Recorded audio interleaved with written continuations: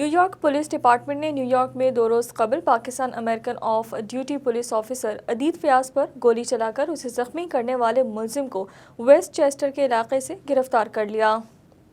ملزم کو مسلسل 48 گھنٹے کی تلاش کے بعد گرفتار کیا گیا۔ 38 سالہ مشتبہ شخص کی شناخت رینڈی جونز کے نام سے ہوئی ہے۔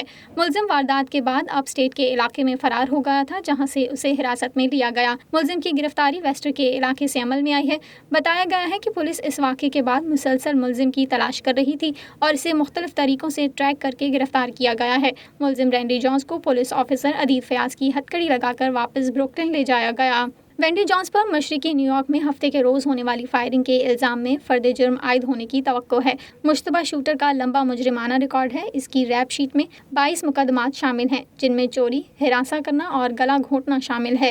ڈکیتی کی واردات کے دوران پولیس اہلکار کے سر میں گولی لگنے کے بعد پولیس نے ملزم کی بڑے پیمانے پر تلاش شروع کر دی تھی، جس کے بعد گرفتاری عمل میں آئی۔ 2 روز قبل Pakistani American police officer Adeed Fayyaz اپنے آف ڈیوٹی اوقات کے دوران گاڑی خریدنے کے لیے بروکلن نیو یارک گئے، جہاں پر ملزم نے انہیں نشانہ بنانے کی کوشش کی اور اس واردات میں ملزم نے پولیس افسر پر فائرنگ کی، جس سے وہ شدید زخمی ہو گئے۔